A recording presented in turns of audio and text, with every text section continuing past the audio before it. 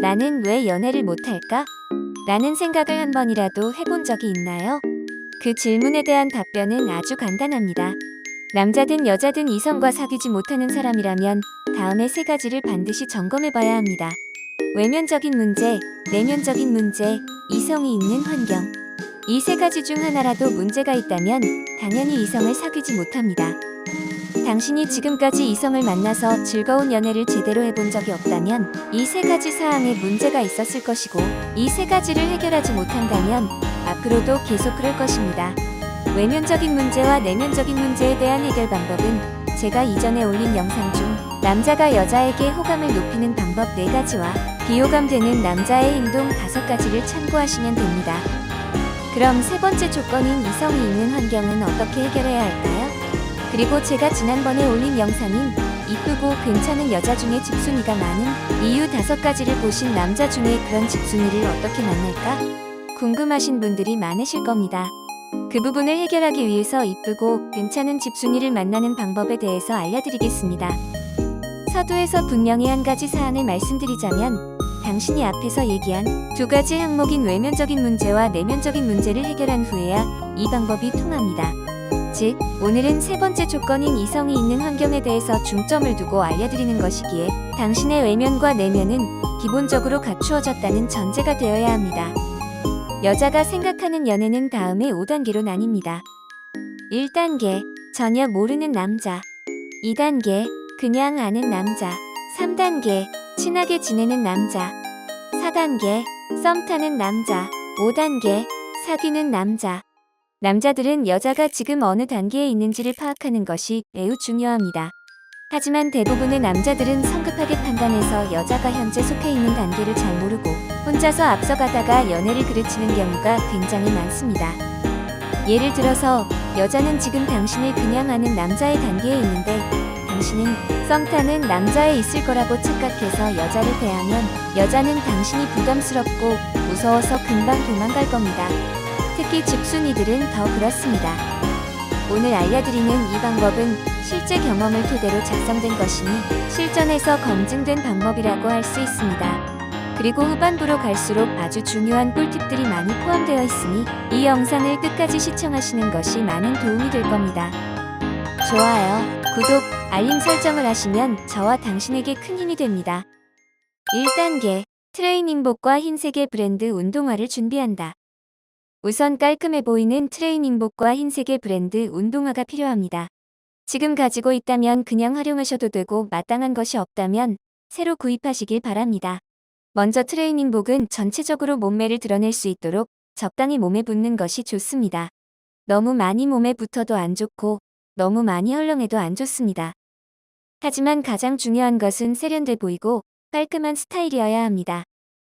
트레이닝복은 상의와 하의가 반드시 세트일 필요는 없습니다. 상의는 일반 면 티셔츠도 상관이 없으나 가급적 운동용 티셔츠가 좋습니다. 그리고 당신의 몸매가 전체적으로 드러나야 하므로 당신의 몸이 지나치게 마르거나 뚱뚱하다면 우선 몸매 관리를 하신 후 시도하시길 바랍니다. 여자들은 지나치게 마르거나 뚱뚱한 남자를 좋아하지 않습니다. 그리고 가장 중요한 것은 흰색의 브랜드 운동화여야 하고, 로고가 검정색이나 파란색 등으로 흰색의 바탕에 대비되어 로고가 멀리서도 선명히 드러나야 합니다. 그 이유에 대해서는 잠시 후에 설명드릴 겁니다. 특정 브랜드를 홍보하려는 것은 아니지만 저는 나이키 브랜드를 추천합니다. 분명히 말씀드리지만 이건 PPL이 절대 아닙니다. 성공 확률을 높이기 위해서입니다. 2단계, 목표 대상은 애완견을 키우는 집순이로 삼는다. 집순이들은 바깥 활동을 많이 하지 않습니다. 그래서 집에서 나갈 일이 있으면 가야 할 곳들, 예를 들면 미용실, 쇼핑, 장보기, 친구 만나기 등을 한 번에 몰아서 동선을 모두 짠 후 외출을 하기에, 그렇게 외출한 집순이를 당신이 만나는 것은 쉽지 않습니다. 그래서 집순이를 만나기 위해서는 반려견을 키우는 집순이를 목표로 삼아야 합니다. 왜냐면 고양이를 데리고 산책을 하는 경우는 없지만 개는 견종에 상관없이 반드시 주기적으로 산책을 시켜야 합니다. 그러므로 애완견을 키우는 집순이를 목표로 하는 겁니다. 그래서 집순이 중에서도 애완견을 키우는 집순이가 대상이 되기에 대상의 범위가 매우 좁아지고 한정되는 단점이 있습니다. 하지만 단점이 있으면 장점도 있는 법입니다. 목표 대상이 분명해지므로 집중력을 높일 수 있고 애완견이라는 공통화제를 계기로 친해지기 또한 쉽습니다. 아는 사람의 소개가 아닌 서로가 전혀 모르는 상태에서 만나는 경우이기에 서로의 서먹함과 상대의 경계심을 최대한 빨리 허물 수 있는 공통화제가 있다는 건 굉장히 중요한 사항입니다. 3단계, 규모가 너무 크지도 작지도 않은 동네 공원으로 간다. 1단계에서 얘기한 준비물인 트레이닝복과 흰색의 브랜드 운동화를 착용하고 당신의 집 근처에 있는 공원으로 갑니다. 여기서 중요한 것은 공원의 크기입니다. 공원의 크기가 너무 커도 안 좋고 너무 작아도 안 좋습니다. 공원이 너무 크면 일정한 시간대에 만나는 사람의 수가 너무 많고 다양해지며 공원이 너무 작으면 주변의 시선 때문에 어렵습니다. 적당한 크기의 공원은 둘레를 한 바퀴 천천히 걷는데 대략 10분에서 15분 정도가 소요되며 그 둘레를 수치로 환산한다면 대략 500m 내외 정도가 적당합니다. 그런 공원이 당신의 집 근처에 있다면 좋고 만일 집 근처에 그런 공원이 없다면 집에서 좀 거리가 있더라도 그런 공원을 선정하는 것이 좋습니다. 시간대는 저녁 7시에서 9시 사이가 적당합니다. 대략 그 시간대에 저녁을 먹고 애완견과 산책을 하는 집순이가 가장 많고 너무 시간대가 늦어지면 여자들이 낯선 사람과 대화를 하는데 많은 경계심을 갖기 때문에 좋지 않습니다.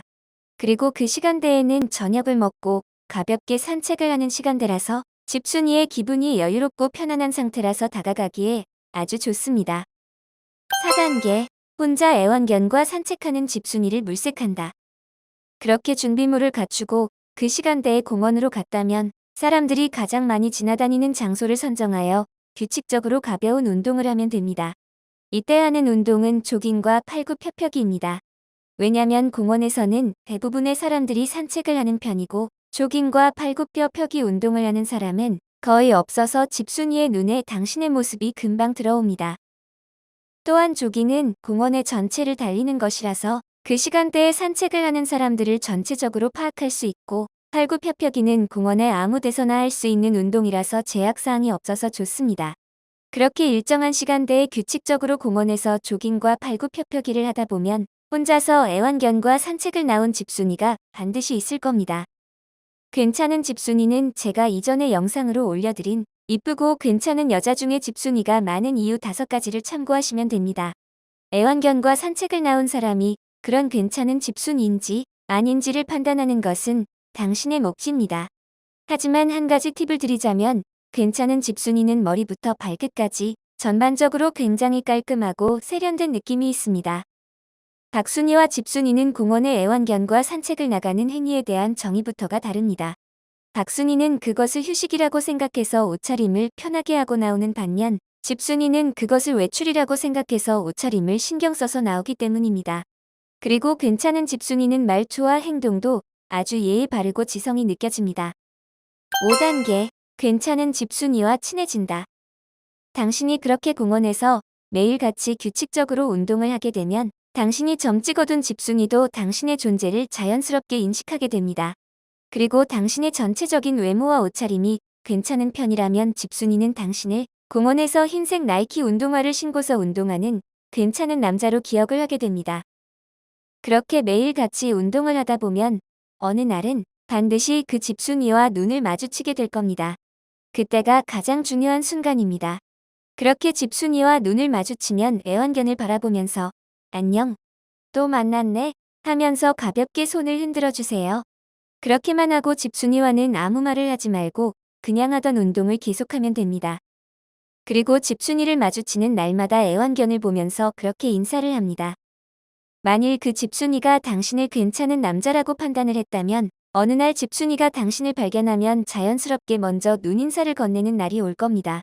만일 당신이 집순이의 애완견에게 인사를 10번 이상을 했는데도 집순이가 당신에게 먼저 눈인사를 하지 않는다면 당신에겐 외면적인 문제가 있는 것이니 외면적인 문제를 먼저 해결해야 합니다. 하지만 집순이가 10번 이내에 당신에게 먼저 가볍게 눈인사를 했다면 당신은 집순이에게 애완견의 견종과 이름을 물어보세요. 그럼 집순이가 견종과 이름을 말해줄 겁니다. 그러면 당신은 그 애완견을 보면서 이렇게 말하면 됩니다. 너무 귀여워서 저도 꼭 한번 키워보고 싶네요.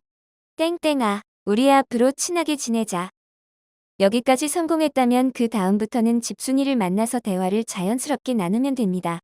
대화의 주제는 처음엔 그 애완견에 대한 특징, 키울 때 주의사항, 사료는 어떤 게 좋은지, 근처에서 그 견종을 분양받을 만한 곳이 있는지 등으로 서로의 공통화제인 애완견에 대해 자연스럽게 물어보면서 친해지면 됩니다.